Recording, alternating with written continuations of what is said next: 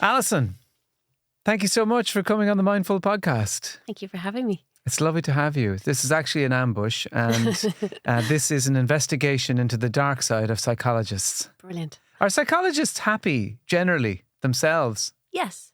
Yeah. They're a very interesting bunch, actually. They're often very funny.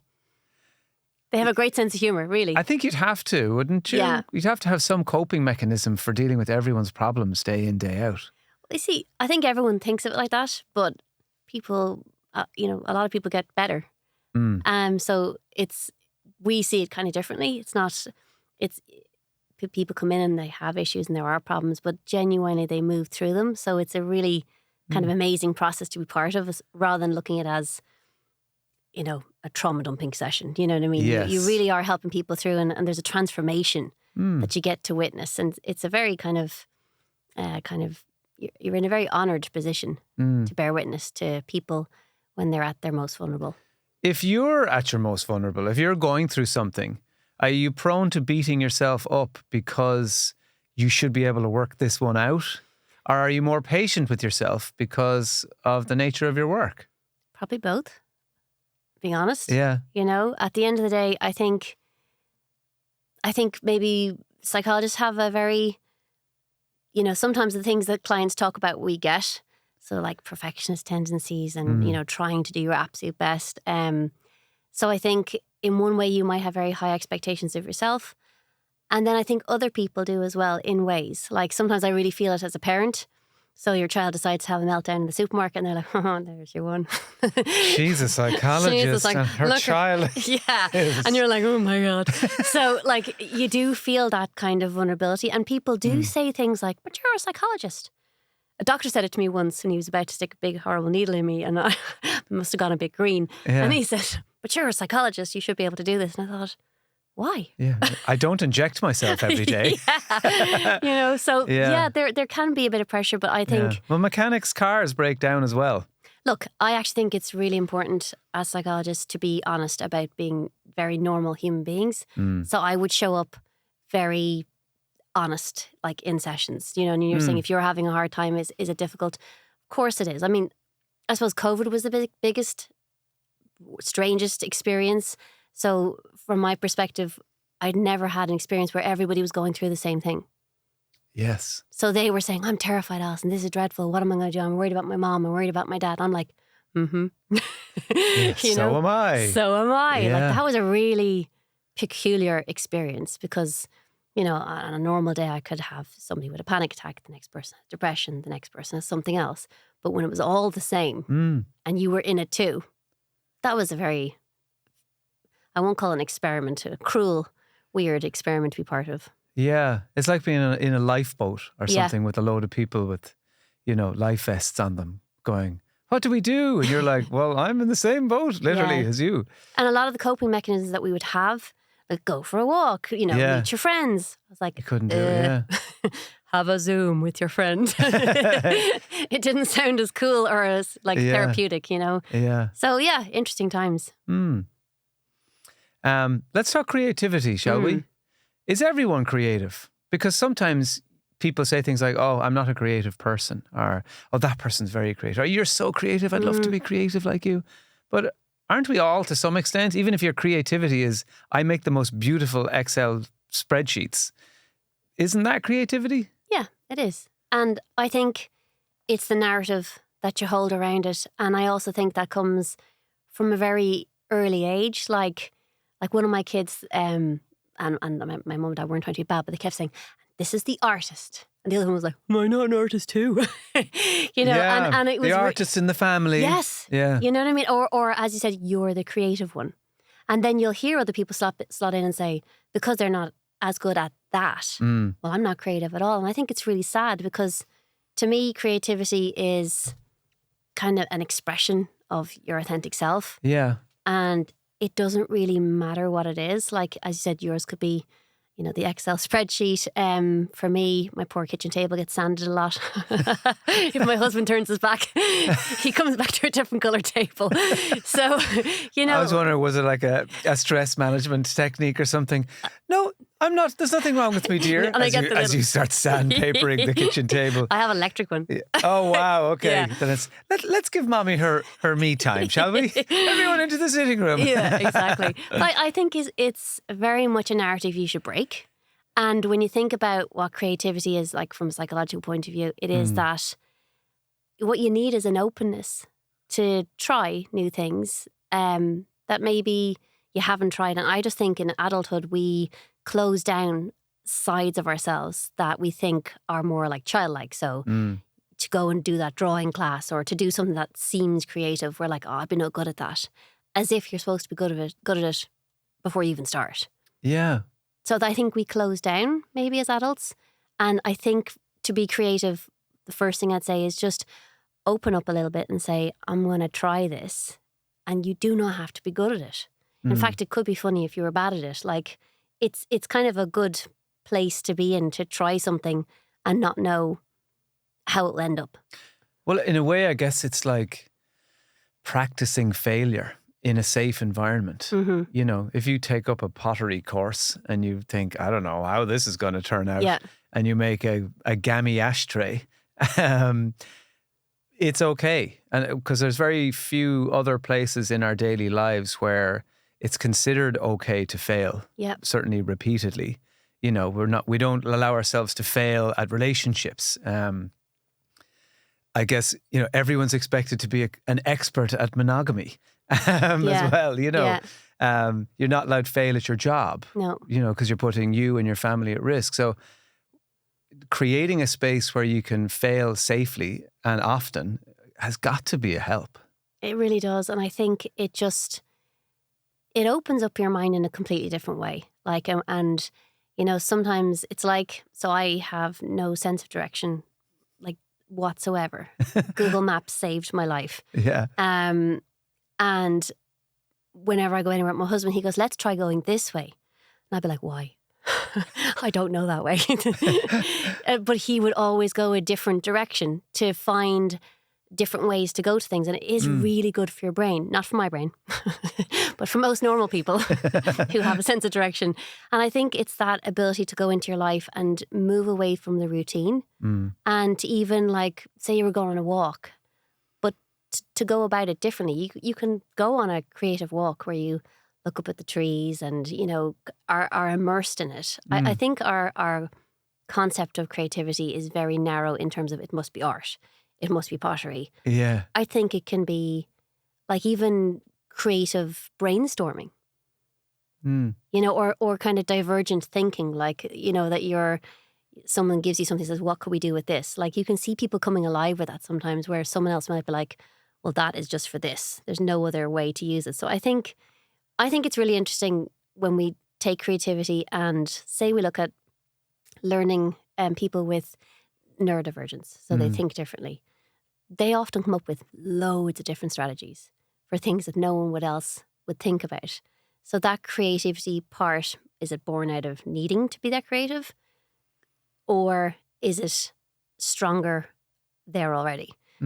So that ability to think differently, to think, how do I go about this? I think that's kind of the kernel of creativity.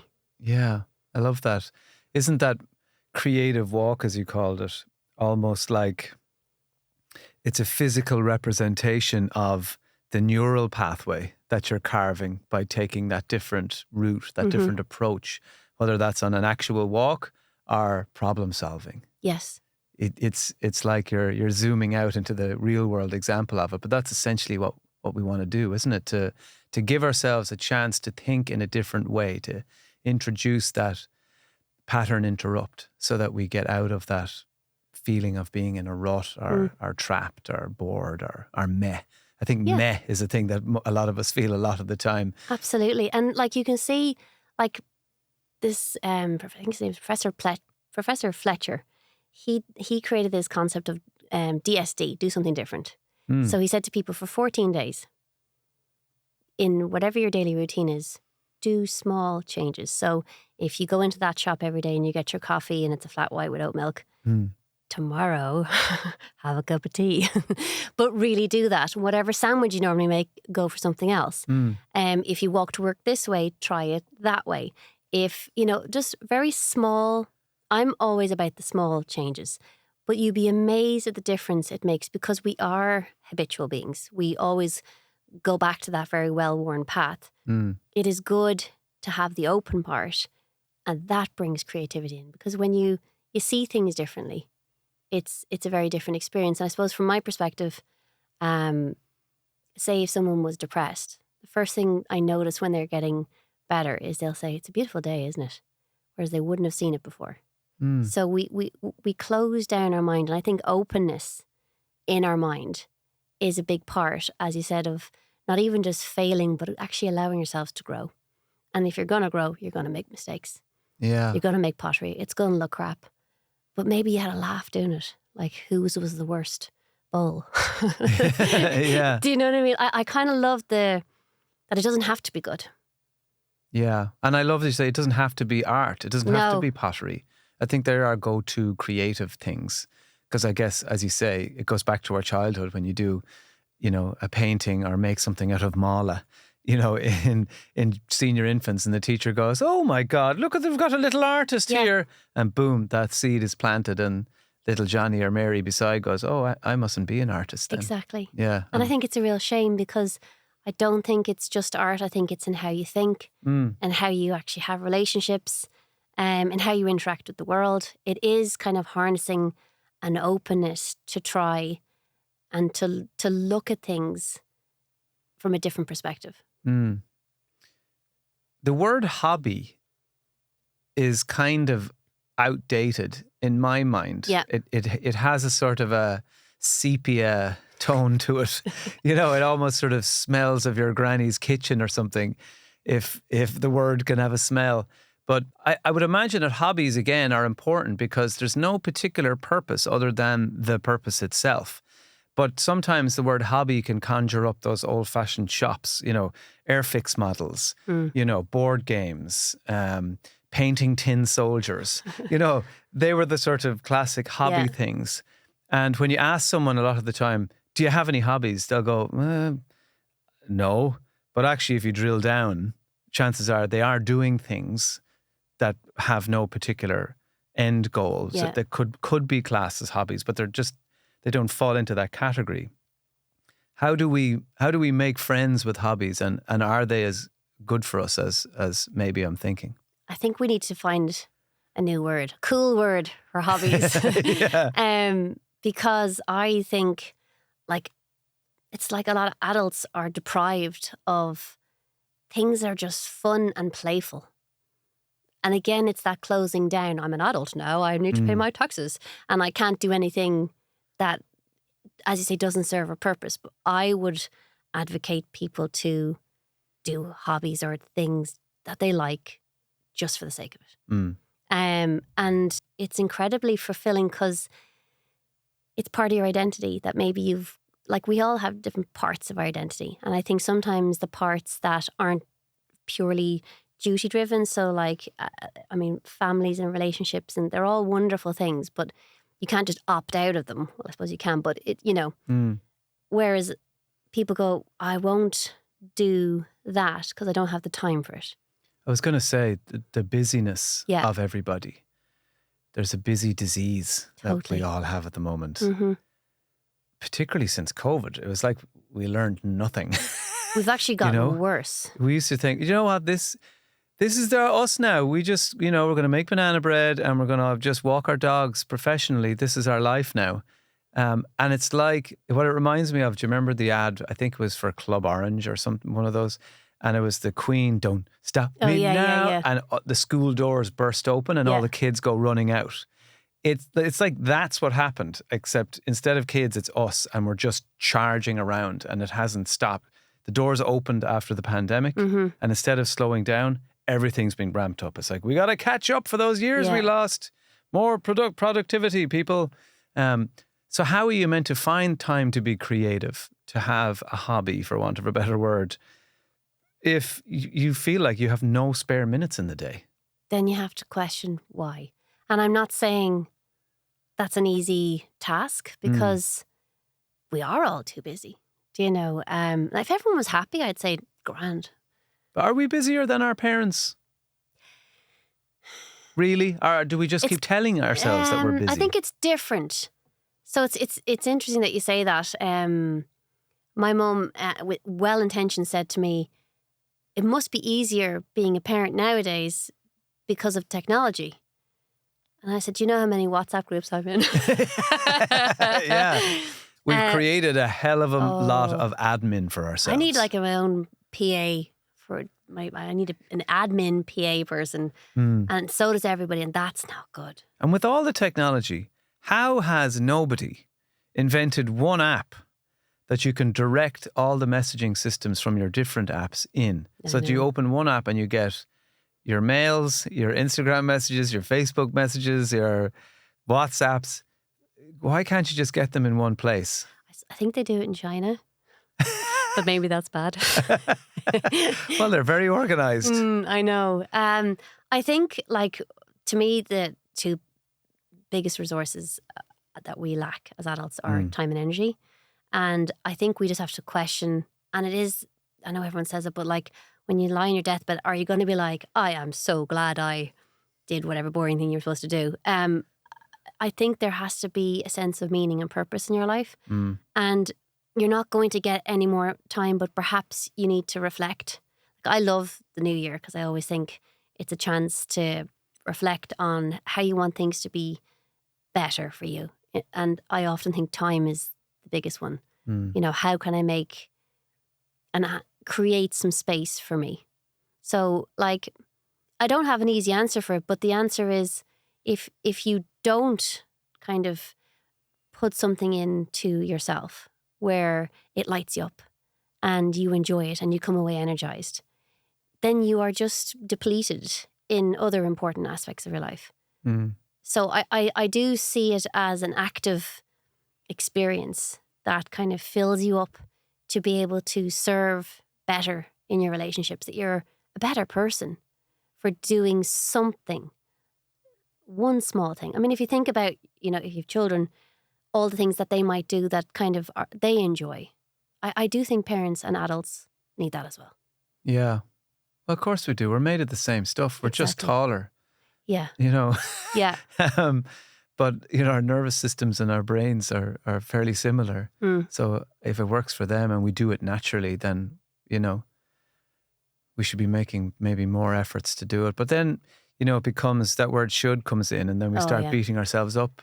And I don't want people to feel like that because I don't believe in shutting on yourself. Yeah. And like it's kind of like a decision. I would like to do this more, and then putting it in the calendar. That's the only way you're actually going to do it. And if it's that you like going hiking, you put it in once every 2 months. On that Sunday, I'm going for a hike for the morning. That's it. Yeah. Or for someone else, it's like, I'm going to go for a swim. I'm going to go for a swim on a Wednesday morning at this time, and you slot it in, and you do put some priority on it. And it doesn't have to take out of the rest of your day. Sometimes you have to make time where there isn't time and question, is there any way I can cut down some of the things, even a small amount? Well, I think the most important word there of everything that you said was priority. Yeah. Because we don't give priority to the things that are, a lot of the time, our natural de-stressors. Yep. And they're the first things we put a line through in the diary. If someone goes, oh, I'm shifting that meeting up, or any chance you could drop in? I'd love to talk through those bullet points we've mentioned. And boom, it's gone. Yep. And next thing, our calendar is a list of things for other people, and most of which either might stress us out or we don't enjoy. So not all the time, but I think, you know, sometimes I see it like a Jenga game. You know, and we unintentionally pull out those blocks that are holding, a lot of the time, keeping ourselves stable, because we think the blocks that are coming in on top are more important. Absolutely. You know? I say to clients, look, you got to stay at my B&B as often as possible. My B&B is that everything's boring and basic. And it is those things that everybody knows. But it's like your sleep and eating well and movement and rest. And it's just that we don't actually value those in society. But we have to question and stand back then and look at our health. For a health-obsessed society, we're not doing a great job. We're not very healthy and we're not very happy. So somewhere in between it, we have to go, okay, kind of have to get off this treadmill. Like, what am I actually doing? Yeah. Well, you don't see many people. We're very activity doing Yes. focused. You don't see people putting up posts on Instagram of, you know, hey guys, just daydreamed for 15 minutes, you know, while eating a hobnob, you know, slay, you know, like. Well, I do actually actively, I encourage rest. Yeah. On my Instagram. Yeah, but you're all different. the time. Yeah. But I think I feel like people are burning themselves out. And like burnout is a word that's used a lot, but like when you see it, like it's this emotional exhaustion. It's a physical exhaustion. So we have to stand back and go, okay, you know what?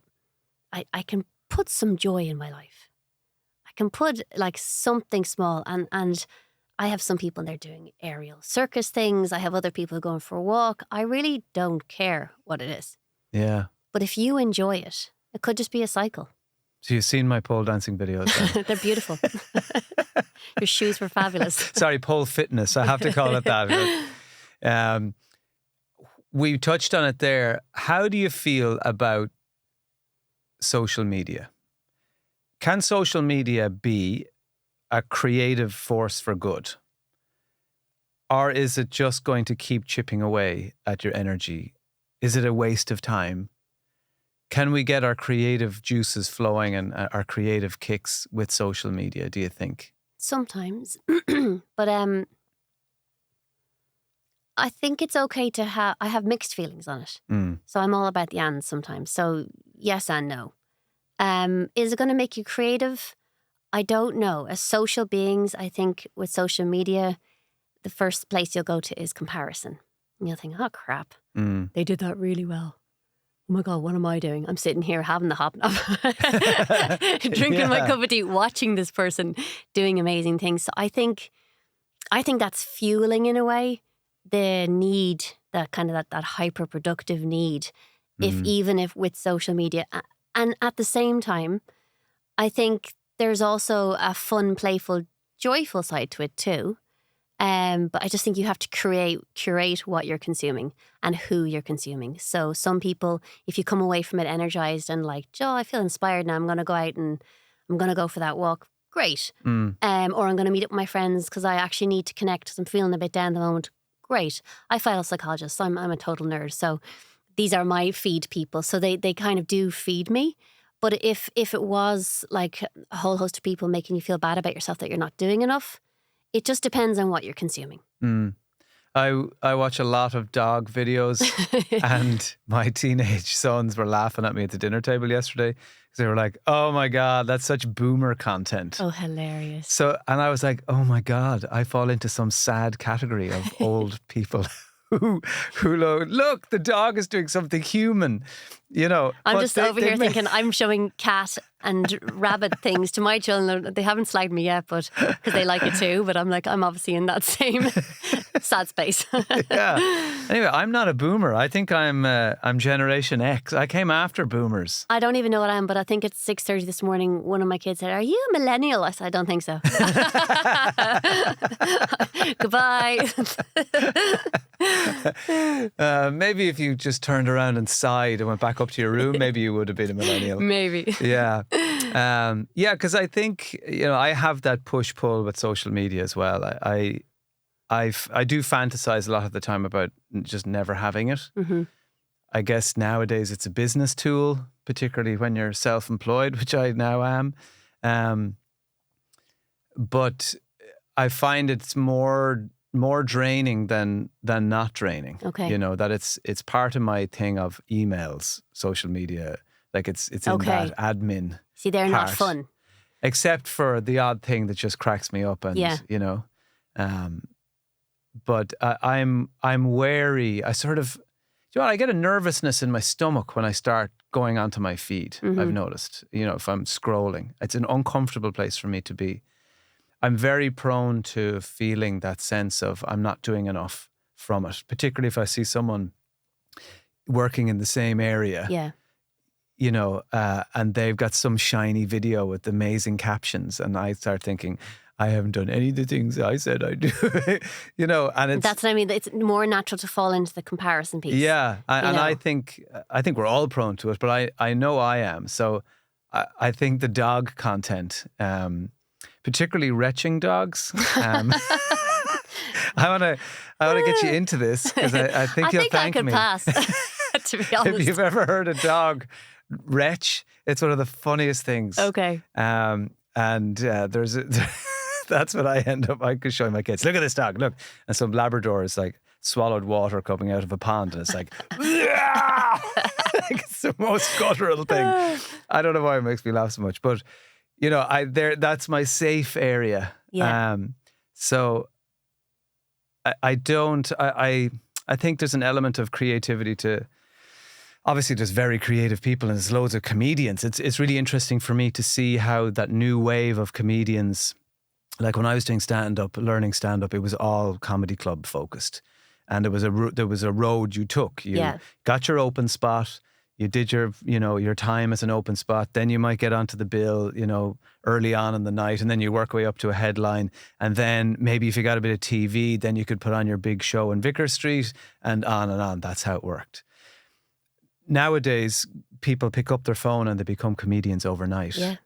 And then they're transferring that into live, sold out tours in Vicar Streets and things, and venues like that.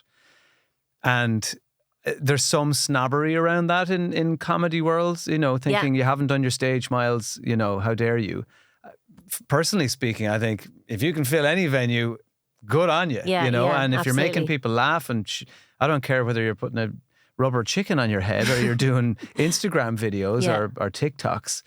If you're making people feel good, then good for you. And if you can make money out of it and make a living out of it, then double good for you. Absolutely, So it's interesting to me to see how people have gotten creative on social media.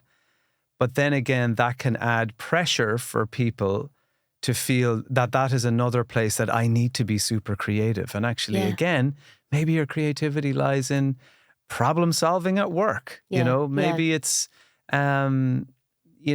thinking up interesting ways to cheer up a friend who's struggling, or coming up with crazy games to play with your kids, or, again, it's sort of, hi guys, woohoo, look at this amazing thing I've just made. But do you know, as you say that, what comes to mind is that, like, creativity is your authentic voice. So if it is the hi guys, like, already there's a level of it being a performance. Yeah. And an inauthentic one too, like to a faceless crowd. It is a very peculiar, like, human experience, really, isn't it? Yeah. Like if it's different if you were standing in front of an audience and they're responding to you and you can gauge the reaction, whereas the hi guys, it's like this line, and then you kind of know it's not as authentic as a normal conversation between two people face to face. It's not the same. No, and it's not the same as standing in front of. Or what's their intent behind the hi guys? Yeah, are they selling me something? There's a format now almost. Yes. They have a particular way of speaking. I'm generalizing massively, but there is if you watch the successful YouTubers, the way the videos are cut, the way they talk, there's a particular intonation that they use. Oh, I know it. My kids do it. Yeah. Like and subscribe. I'm like, no. Yeah, please. What is up? And then, they all have this sort of... overly animated. Yeah. Yeah. Which I guess stand-up comedy is, when you look at that, there's formats and ways of talking. It's still creative in a different way, though. Yeah. Like the hi guys, I think I just my ears just close over a little bit. Whereas like stand-up comedians, they all have their own voice. They have their own creative voice. It's very, very unique. And I'm not saying someone on Instagram doing that. There's some loads of really funny people. And I think it's amazing. Are we at this conversation where if this podcast is playing in someone's house and I can feel a 17-year-old rolling their eyes, you know, that of course it's creative people. You just, what videos are you looking at? You're just looking at dogs. Like, you know, like there are YouTubers making fantastic livings out of literally being creative on YouTube. But maybe there's just a disconnect generationally with, you know, with us because we didn't grow up with it in our hands. Well, I suppose, okay, so I come at it from a psychological perspective sometimes of the commercial element of it.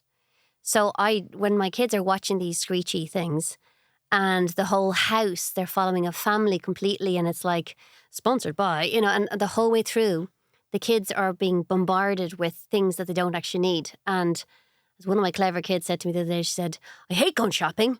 I now know I want things that I didn't know I actually wanted beforehand, or they watch stuff on TV or not TV, like, you know, YouTube stuff.